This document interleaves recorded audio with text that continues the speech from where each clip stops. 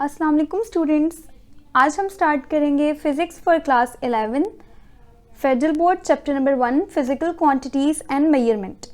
उसमें हम टॉपिक कर रहे थे डायमेंशनल एनालिसिस का और हमने डिस्कस किया था होमोजेनिटी ऑफ इक्वेशन, यानी कि हम एडवांटेजेस ऑफ डायमेंशंस पढ़ रहे थे और उसमें फर्दर हमने पढ़ा था डायमेंशनल एनालिसिस के प्रोसेस को एंड देन डिस्कस किया था होमोजेनिटी ऑफ इक्वेशन और फिर हमने इसका सोल्यूशन देखा था कि हम किस तरह से होमोजेनिटी ऑफ इक्वेशन को समझ सकते हैं कि इक्वेशन जो है वो करेक्ट है या नहीं। ठीक है, दोनों साइड्स की डायमेंशंस इक्वल आ जाए, इट्स मीन आपकी इक्वेशन क्या है, करेक्ट होती है। यहाँ तक तो हमारा ये प्रीवियस वीडियो का टॉपिक था। अगर किसी ने नहीं देखा तो वो उसको देख ले ताकि नेक्स्ट टॉपिक आपको समझ आ सके। ओके, अब हमारे पास जो आज का टॉपिक है वो है how to drive a possible formula, यानी डायमेंशनल एनालिसिस को के प्रोसेस को यूज़ करके ही हम किस तरह से फार्मूले ड्राइव कर सकते हैं किसी भी फिजिकल क्वांटिटी का। तो उसके लिए मैंने इसको बहुत आसान वर्डिंग में यहाँ पर लिखा है। हम इसको देखते हैं कि पहले तो हम ड्राइव किस तरह से कर सकते हैं। तो आपके पास क्या है, to drive a relation of physical quantity. Physical quantity क्या होती है, हर जो मेजरेबल क्वांटिटी है, all the measurable quantities are actually called physical quantities, यानी हर वो क्वांटिटी जिसको आप मेजर कर सकते हैं वो क्या कहलाती है, फिजिकल क्वांटिटी कहलाती है। अब आपके पास सबसे पहले आप क्या करते हैं, जब भी आपको कोई फिजिकल क्वांटिटी दे दी जाए और आपसे कहा जाए कि इसका फार्मूला ड्राइव करें using the process of dimensional analysis, then आपने क्या करना है कि फिजिकल ऑब्जर्वेशंस करनी है। यानी आपने क्या करना है, यहाँ पर देखना है कि वो जो फिजिकल क्वांटिटी आपको गिवन है जिसका आपने फार्मूला ड्राइव करना है वो किस किस फैक्टर पर डिपेंड करती है, ऑब्जर्व करना है आपने। ठीक है, उसके बाद आपने क्या करना है कि वो जो फिजिकल क्वांटिटी आपको गिवन है उसका रिलेशन जनरेट करना है, बट आपको ये चीज़ पता होनी चाहिए कि वो किस फैक्टर पर डिपेंड करती है। फॉर एग्जाम्पल, अगर आपसे कहा जाए कि आप जो है हमें फार्मूला ड्राइव करके दें किसका, टाइम पीरियड का, time period of simple pendulum. अब सिंपल पेंडुलम तो आप पढ़ चुके हैं कि सिंपल पेंडुलम क्या होता है कि जो है आपने थ्रेड के साथ एक बॉब को अटैच किया होता है और फिर आप जो है उसको मूव करवाते हैं एंड देन वो वाइब्रेट करता है और उसकी वाइब्रेशंस को हम काउंट कर रहे होते हैं और हम कहते हैं कि वो सिंपल हार्मोनिक मोशन परफॉर्म करता है।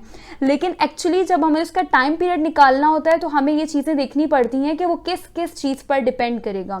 तो सिंपल पेंडुलम का टाइम पीरियड डिपेंड करता है मास पे, लेंथ पे, ग्रेविटेशनल एक्सेलरेशन पे।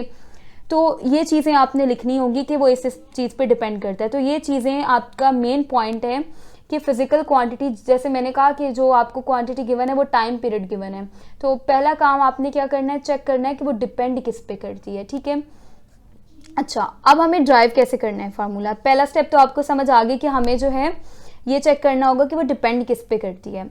अब जब हमें ये चीज़ पता चल गई कि वो किस पर डिपेंड करती है, फिर कुछ स्टेप्स हैं जो आपने फॉलो करने हैं फार्मूला को ड्राइव करने के लिए।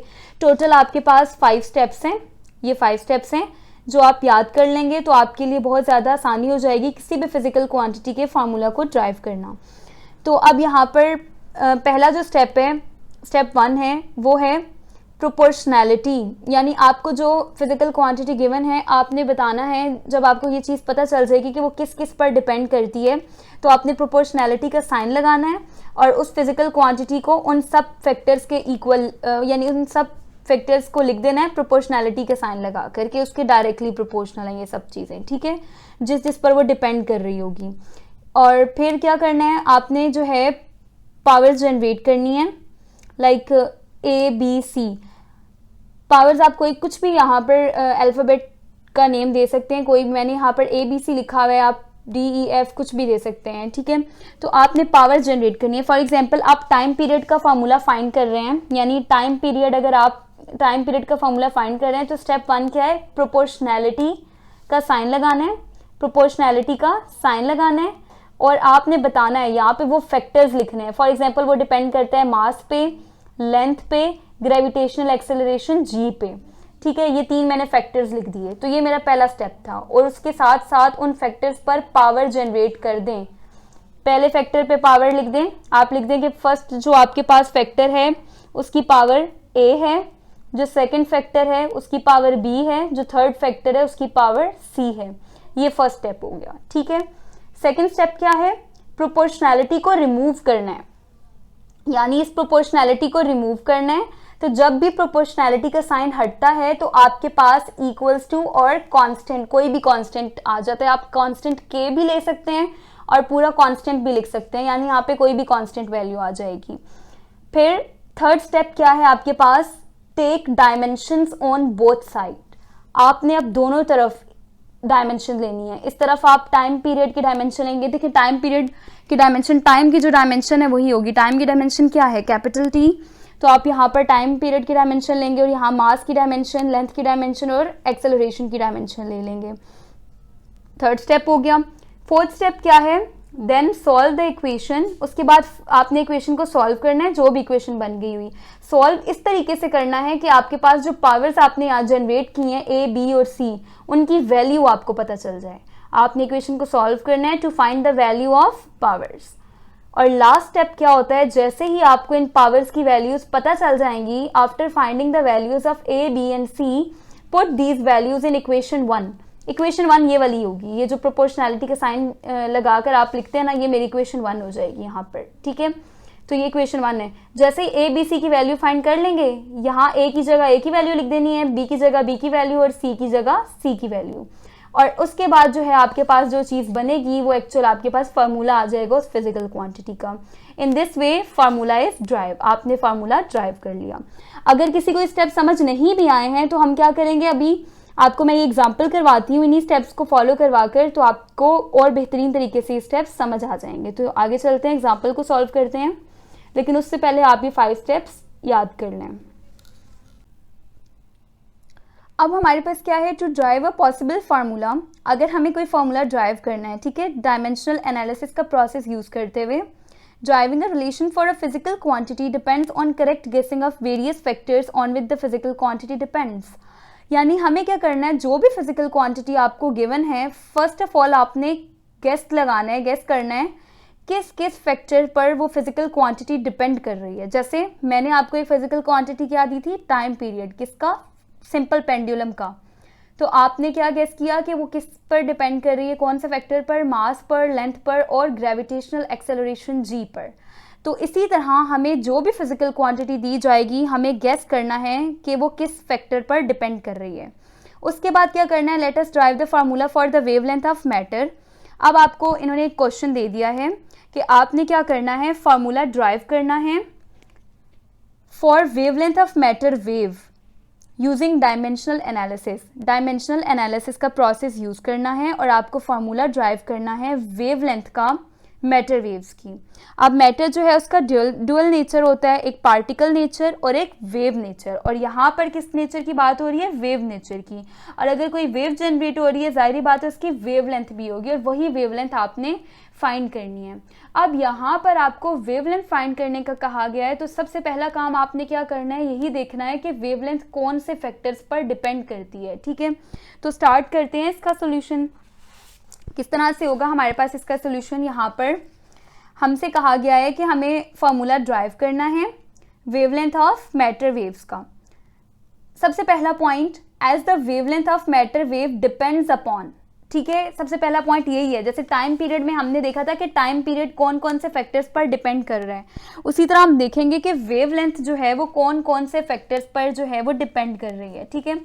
तो हमारे पास वेवलेंथ जो है मैटर वेव की, वो सबसे पहले डिपेंड करती है प्लैंक्स कांस्टेंट पर, ठीक है, प्लैंक्स कांस्टेंट h पर। और दूसरा वो डिपेंड करती है वेलोसिटी v पर, और तीसरा डिपेंड करती है मास ऑफ द पार्टिकल्स। तो अब हम इसको स्टार्ट करते हैं। जो है हमें ये पता चल गया कि डिपेंड किस किस पर कर रही है, तो स्टेप्स देखेंगे।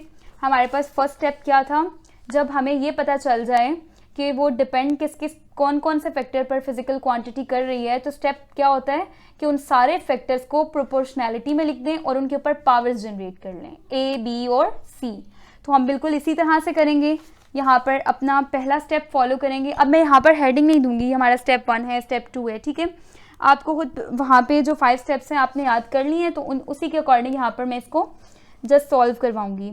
सबसे पहला काम हमें क्या करना है, आप बात कर रहे हैं वेवलेंथ की, वेवलेंथ को डिनोट करते हैं लैम्डा से, ठीक है।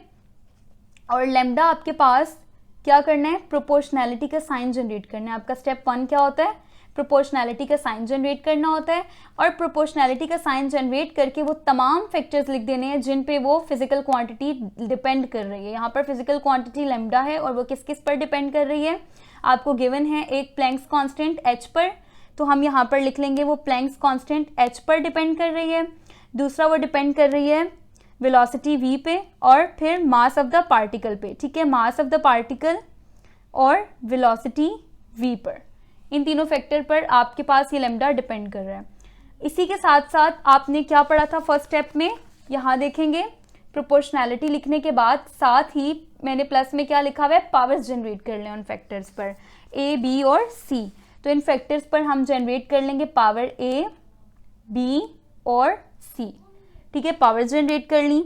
सेकेंड स्टेप पे आएंगे, तो सेकेंड स्टेप क्या है आपके पास, सेकेंड स्टेप देखें यहाँ पर प्रोपोर्शनैलिटी रिमूव करें और इक्वल्स और इक्वल का साइन आएगा और साथ में कोई कांस्टेंट आ जाएगा। तो हम बिल्कुल इस तरह से करेंगे कि प्रोपोर्शनैलिटी रिमूव करनी है, ठीक है, लैम्डा यहाँ पर लिखा, प्रोपोर्शनैलिटी का साइन रिमूव, इक्वल का साइन आ गया और यहाँ पर साथ में कोई कांस्टेंट आ जाएगा और बाकी सारे फैक्टर्स एज इट इज लिख लें, m की पावर b और v की पावर c। अब नेक्स्ट स्टेप क्या था हमारे पास, जो नेक्स्ट स्टेप था वो था आपने दोनों तरफ क्या करनी है, डायमेंशंस पुट करनी है, ठीक है, putting dimensions on both side. आप यहाँ पर साथ हेडिंग देते रहे, अकॉर्डिंग टू बुक भी आप सॉल्व कर सकते हैं, बुक में आपके पास ये लाइंस लिखी हुई है, वही लाइंस आप लिख लें, ठीक है। अब डायमेंशन दोनों तरफ पुट करनी है, यानी आपको इन सब की डायमेंशंस निकालनी है और यहाँ पर भी डायमेंशन निकालनी है। जब भी इक्वल का साइन आ जाता है आपके पास लेफ्ट हैंड साइड और राइट हैंड साइड की बात आ जाती है। ये आपके पास लेफ्ट हैंड साइड है और ये राइट हैंड साइड है। अब लेफ्ट हैंड साइड पे लैम्डा है। अब आप एक चीज़ देखें यहाँ पर, अगर लेफ्ट हैंड साइड में आपको लैम्डा गिवन है, ठीक है, यहाँ पे हम रेफर करेंगे तो आपको लैम्डा गिवन है। लैम्डा एक्चुअली क्या है, वेवलेंथ है। लैम्डा जो है वेवलेंथ है। वेवलेंथ आपने पढ़ी है ना, जब भी कोई वेव जनरेट होती है तो एक क्रस्ट से लेकर दूसरे क्रस्ट तक का जो डिस्टेंस होता है वो वेवलेंथ कहलाता है। अब मैंने क्या कहा है, एक क्रस्ट से दूसरे क्रस्ट तक का डिस्टेंस या एक ट्रफ से दूसरे ट्रफ तक का डिस्टेंस। तो डिस्टेंस का क्या यूनिट पड़ा था, मीटर। डिस्टेंस का यूनिट क्या था, मीटर। तो अब वेवलेंथ भी एक्चुअली वेवलेंथ का भी यूनिट क्या होगा, मीटर। तो डिस्टेंस की डायमेंशन क्या थी, जो लेंथ की डायमेंशन थी, क्योंकि लेंथ का यूनिट भी क्या था, मीटर। तो वेवलेंथ की डायमेंशन भी एल ही आएगी, ठीक है। तो वेवलेंथ की डायमेंशन तो एल आ गई। अच्छा, अगली चीज देखें, यहाँ पर किसकी डायमेंशन निकालनी है, एच। एच आपके पास क्या है, प्लैंक्स कांस्टेंट। अब इसकी डायमेंशन हम कहाँ से निकालेंगे, हमारे पास रिलेशन है एक कि एनर्जी जो है वो इक्वल है एच एफ के, जहाँ पर E एनर्जी है, F फ्रीक्वेंसी है और H आपके पास प्लैंक्स कांस्टेंट है, ठीक है। आपको किसकी डायमेंशन चाहिए, प्लैंक्स कांस्टेंट की। ये फार्मूला मैंने यूज़ किया, मैं पहले प्लैंक्स कांस्टेंट को सेपरेट कर लूँगी तो H इक्वल आ जाएगा E अपॉन F। अब इन दोनों की डायमेंशन पुट करूंगी तो प्लैंक्स कांस्टेंट की डायमेंशन आ जाएगी। मुझे एनर्जी की डायमेंशन निकालनी है और फ्रीक्वेंसी की डायमेंशन। पहले फ्रीक्वेंसी की निकाल लेते हैं। आपको पता है फ्रीक्वेंसी जो है वो टाइम पीरियड का क्या होता है, रेसिप्रोकल होता है। फ्रीक्वेंसी एक्चुअली टाइम पीरियड का रेसिप्रोकल होता है। तो टाइम पीरियड की जो डायमेंशन अगर मैं निकालूँ तो टाइम पीरियड की डायमेंशन क्या आएगी, 1 डिवाइडेड बाई टाइम की डायमेंशन कैपिटल T। अब नीचे T की पावर +1 है, ऊपर जाकर पावर क्या हो जाएगी, -1। तो T की पावर -1, ये आपके पास किसकी डायमेंशन आ गई, फ्रीक्वेंसी की। यहाँ से फ्रीक्वेंसी की डायमेंशन पुट करेंगे, यहाँ से वेवलेंथ की, लेम्डा की डायमेंशन पुट कर लेंगे। लेम्डा की डायमेंशन L, फ्रीक्वेंसी की डायमेंशन आपके पास T इनवर्स आ गई है। अब एनर्जी की डायमेंशन निकालते हैं। एनर्जी की डायमेंशन जो है आप निकालेंगे, स्पेशल थ्योरी ऑफ रिलेटिविटी की एक आपके पास इक्वेशन है आइंस्टाइन की, वो क्या है, E इक्वल है mc² के। ये इक्वेशन आपने पढ़ी होगी। इसमें क्या है, E एनर्जी है, M मास है और C जो है स्पीड ऑफ लाइट है इन वैक्यूम। तो E की आपने डायमेंशन निकालनी है तो E इक्वल है, मास की डायमेंशन क्या आएगी, कैपिटल M, और C क्या है, स्पीड ऑफ लाइट है। वेलोसिटी और स्पीड ऑफ लाइट दोनों का यूनिट क्या होता है, मीटर पर सेकेंड। तो जो वेलोसिटी की डायमेंशन है वही इसकी भी डायमेंशन आएगी। मीटर की डायमेंशन L, डिवाइड का sign as it is, second की डायमेंशन T नीचे +1 है, ऊपर जाकर क्या हो जाएगा, -1। तो आपके पास डायमेंशन क्या आ जाएगी, LT -1। तो LT -1 आपके पास सी की डायमेंशन आ गई, क्योंकि सी भी स्पीड ऑफ लाइट है, तो स्पीड का यूनिट भी मीटर पर सेकेंड, और मीटर पर सेकेंड की डायमेंशन यही है LT-1 मीटर पर सेकेंड यूनिट से मैंने डायमेंशन निकाल ली है। अगर आपको ये नहीं निकालना आ रहा तो आप डायमेंशन का टॉपिक देखें, वहाँ पर मैंने यूनिट से भी डायमेंशन निकालना सिखाया हुआ है, ठीक है। तो यहाँ पर मेरे पास डायमेंशन आ गई LT-1, और चेक करें इसका स्क्वायर है, C का स्क्वायर था तो इनका मैंने स्क्वायर लगा दिया, और ये M की डायमेंशन, मास की डायमेंशन। अब स्क्वायर को अंदर मल्टीप्लाई करवा दें तो आपके पास क्या आ जाएगा, M और L का स्क्वायर, और T के ऊपर पावर -1 है, 2 को 1 से मल्टीप्लाई करवाएं तो T की पावर -2 हो जाएगी। तो यहाँ एनर्जी की जो आपके पास डायमेंशन आई है वो क्या आई है, M की पावर +1 L स्क्वायर T की पावर -2, ये आपके पास एनर्जी की है डायमेंशन।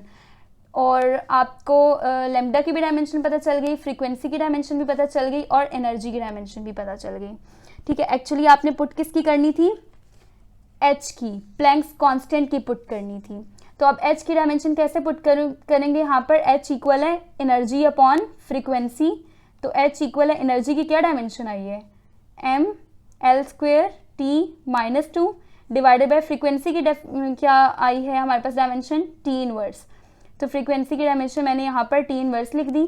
अब ये ऊपर जाएगा तो T की पावर नीचे -1 है, ऊपर जाकर +1 हो जाएगी, तो M L स्क्वायर T की पावर -2 और T की पावर +1, बेसिस सेम है, मल्टीप्लाई हो रहे हैं तो पावर्स क्या हो जाएंगी, ऐड हो जाएंगी। तो यहाँ पर M L स्क्वायर T की पावर माइनस और 2 में से 1 गए, 1 रह जाएगा, लेकिन साइन किसका आएगा, माइनस का, बिकॉज 2 ग्रेटर है, तो यहाँ पर -1। तो M L स्क्वायर T-1 आपके पास H की डायमेंशन आ गई। तो ये आपके पास प्लैंक्स कांस्टेंट की डायमेंशन है, M L square T-1। Check कर लेते हैं, यहाँ पर प्लैंक्स कांस्टेंट की डायमेंशन पुट करनी है, H की जगह आपने अब यही डायमेंशन लिखनी है।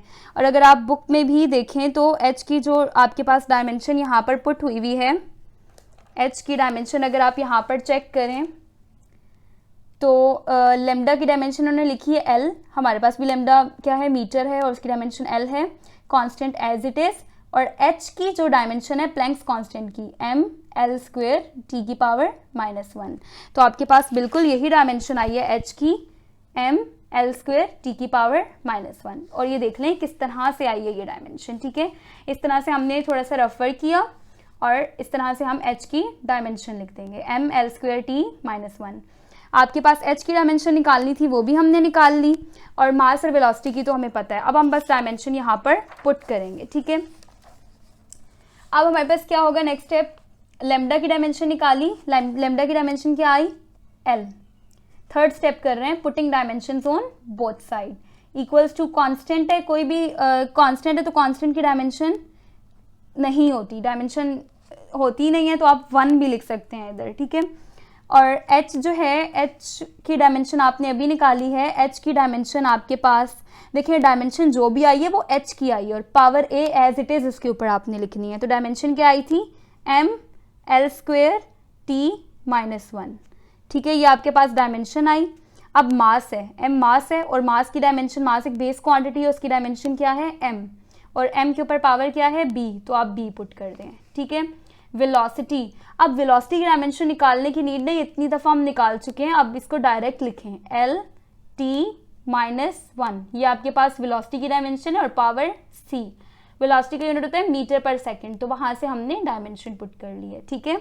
अब नेक्स्ट स्टेप क्या होगा हमारे पास, जब हम डायमेंशंस पुट कर लेते हैं, अब एक और आसान सा स्टेप यहाँ पर लेते हैं। देखें, मैंने आपको एक और बात बताई थी, आप जब भी डायमेंशन लिख रहे होते हैं तो आप डायमेंशन को जो है वो किस तरह से लिखते हैं, यहाँ पे हम देख लेते हैं, डायमेंशन को M L T की फॉर्म में लिखते हैं, ये वाला सीक्वेंस फॉलो करते हैं। अगर आपके पास L मौजूद है तो L की पावर +1 है, लेकिन M और T मौजूद नहीं है, तो आपको पता है कि M को आप 0 ले लेंगे और T को भी 0 ले लेंगे, बिकॉज किसी भी नंबर की पावर 0 इक्वल्स टू 1 होती है, T की पावर 0 भी इक्वल्स टू 1 होती है। अगर ये दोनों मौजूद नहीं है तो आप इनको इस तरह से लिख सकते हैं साथ। तो अब यहाँ पर मेरे पास L मौजूद है, M और T मौजूद नहीं है, तो मैं इनको किस तरह से लिखूंगी, M की पावर क्या हो जाएगी 0, L तो मौजूद है तो L की पावर +1, और T की पावर, T मौजूद नहीं है तो T की पावर 0, ठीक है, और equals to constant as it is, ठीक है, कांस्टेंट लिख दिया और इसको मल्टीप्लाई करवा दिया किससे, बाकी सब कुछ एज इट इज़ लिखें। थोड़ा सा इनको इस तरह से सॉल्व कर लें कि जो पावर्स बाहर आपने लिखी हुई है, यहाँ पर पावर ए लिखनी है, ठीक है, इधर पावर ए है, जो पावर्स आपने लिखी हैं उनको अंदर मल्टीप्लाई करवा दें। m की पावर a किस तरह से मल्टीप्लाई करवाएंगे, m की पावर आपके पास आ जाएगी a, l की पावर 2a और t की पावर -a, ठीक है, यहाँ तक समझ आ गई। a m से मल्टीप्लाई हुआ तो m की ऊपर पावर +1 थी और एज इट इज़ a, फिर 2a से मल्टीप्लाई हुआ तो 2a -1a से मल्टीप्लाई हुआ तो -a। अब m की पावर b है तो यहाँ पर आपके पास m की पावर b आ जाएगी और इधर भी पावर को अंदर मल्टीप्लाई करवा दें तो l की पावर c और t की पावर -c।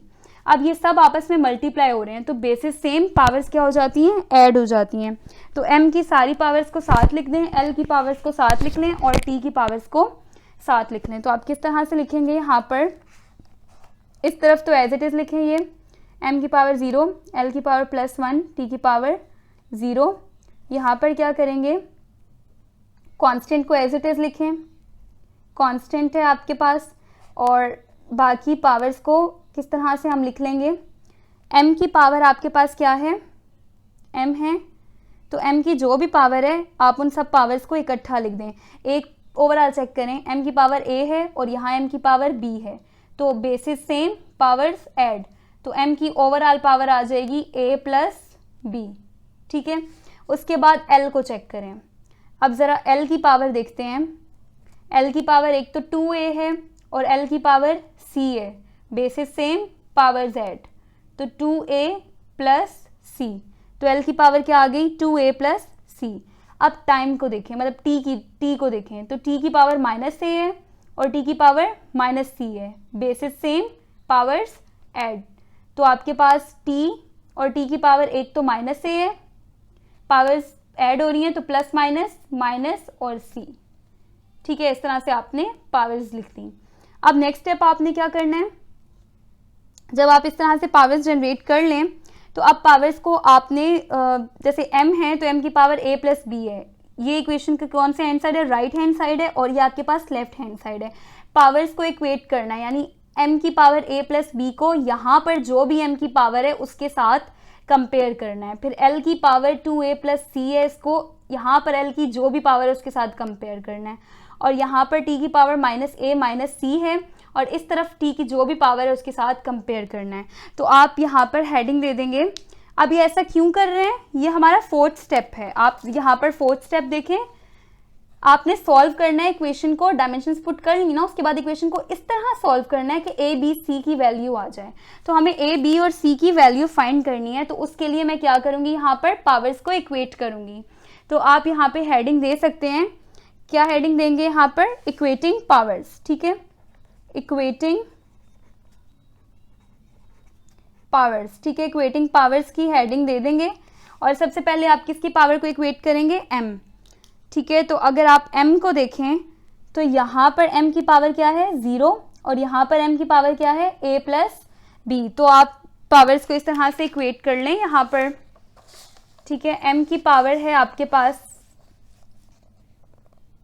एक तरफ 0 है और a + b, तो आप कह देंगे a + b इक्वल है 0। m की पावर a + b किसके इक्वल है, दूसरी तरफ m की पावर 0 के, ठीक है। ये आपके पास इक्वेशन 1 बन जाएगी यहाँ पर। तो इस इक्वेशन को आप कह दें कि ये आपके पास इक्वेशन, अच्छा इक्वेशन 1 आप इस मेन वाली को बना लें, ये इक्वेशन 1 है और ये आपके पास इक्वेशन 2 है, ठीक है।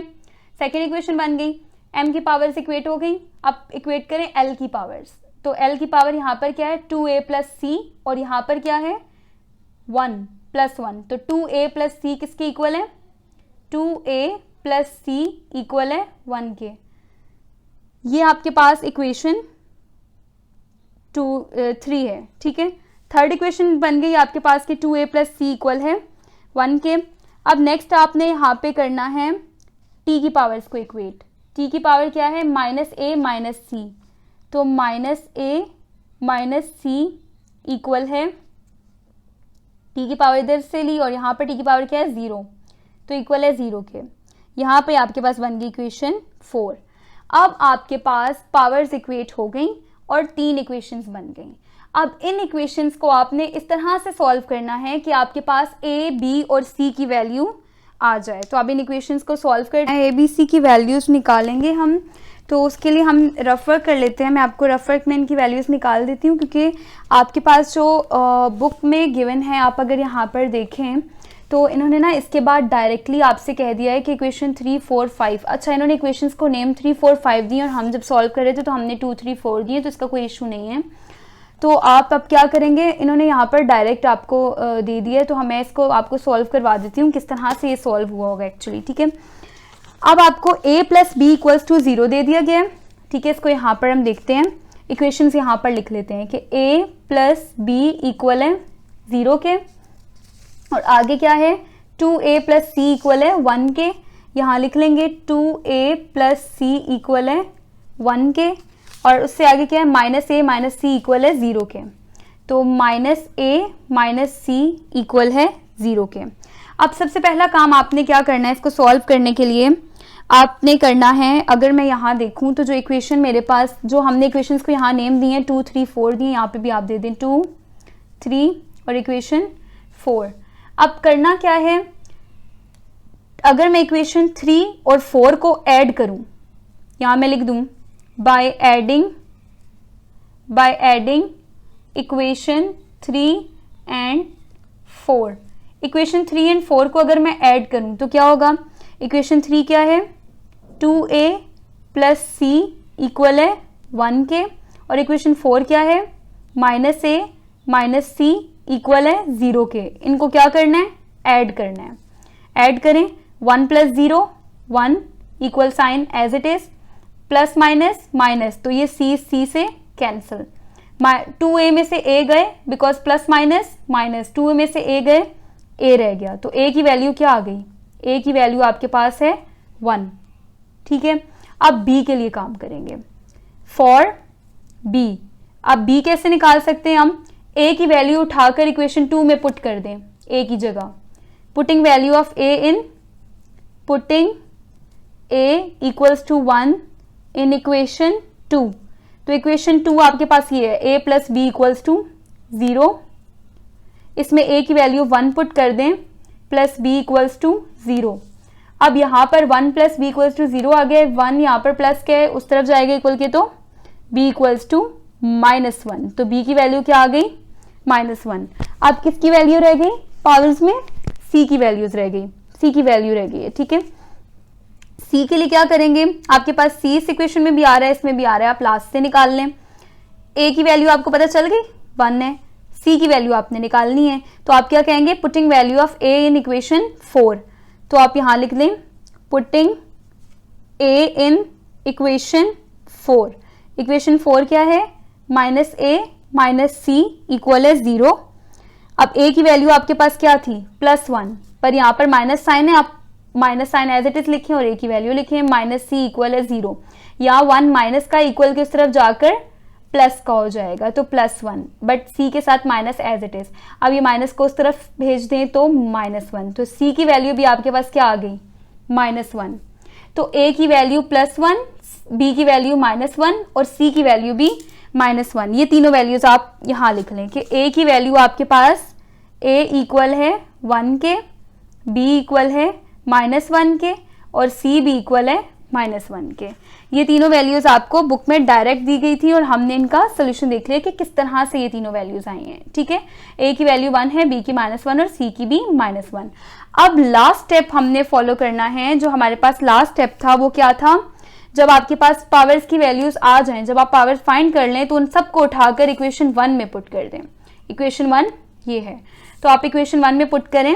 इक्वेशन 1 क्या है, लैम्डा इक्वल है आपके पास h की पावर a, m की पावर b और v की पावर c। इसमें a, b और c की वैल्यू पुट करवाएं, तो लैम्डा, सॉरी इक्वल नहीं, यहाँ प्रोपोर्शनैलिटी है। ठीक है, तो आप प्रोपोर्शनैलिटी हटाकर वही इक्वल्स टू कांस्टेंट लिखें और h की पावर a, m की पावर b, v की पावर c।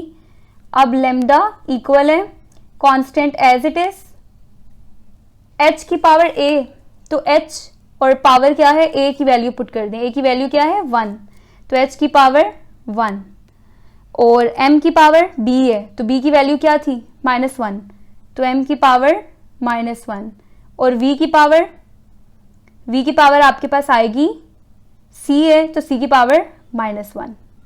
यहाँ तक हो गया।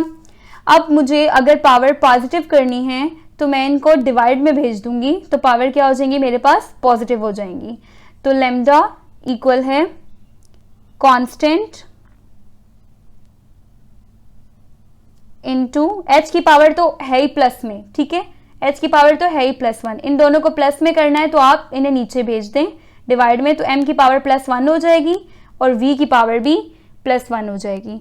तो लैम्डा जो है वो आपके पास इक्वल है कांस्टेंट h अपॉन mv, ठीक है। कांस्टेंट को फिर आप फाइंड कर लेंगे एक्सपेरिमेंटली, और जो आपके पास मेन फार्मूला आ जाएगा लैम्डा का या वेवलेंथ का, एक्चुअली आपके पास जो फार्मूला आपने ड्राइव करना था वो यही फार्मूला है कि आपके पास लैम्डा वो इक्वल है constant h divided by m into v, where h is the Planck's constant, m is mass and v is the velocity, ठीक है, और लैम्डा खुद क्या है वेवलेंथ है।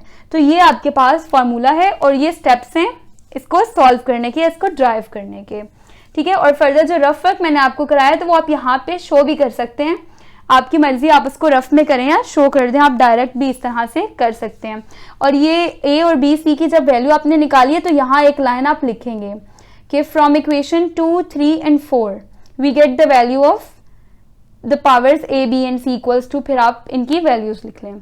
तो इस तरह से आपके पास आप किसी भी फिजिकल क्वांटिटी का फॉर्मूला ड्राइव कर सकते हैं। इसको थोड़ा डीपली समझा दिया है कि हम किस तरह से ड्राइव कर सकते हैं। नेक्स्ट जो आपके पास ये एग्जाम्पल है, एग्जाम्पल 1.2, आप कोशिश करें इसको खुद सॉल्व करें। देखें ड्राइव करना है फार्मूला टाइम पीरियड का सिंपल पेंडुलम के, वही फर्स्ट स्टेप फॉलो करेंगे आपके, वो किस किस पर डिपेंड करता है, प्रोपोर्शनैलिटी का साइन लगाकर सब कुछ उसी तरह वही स्टेप्स फॉलो हैं और a b c की वैल्यू फाइंड करके पुट कर देनी है। आप इसको कोशिश करें खुद सॉल्व करें और करके आप मुझे कमेंट सेक्शन में बताएं कि आपने कर लिया है, और अगर आपसे नहीं भी हुआ तो आप बता दें, मैं नेक्स्ट वीडियो में इंशाल्लाह यही अपलोड कर दूंगी, ठीक है।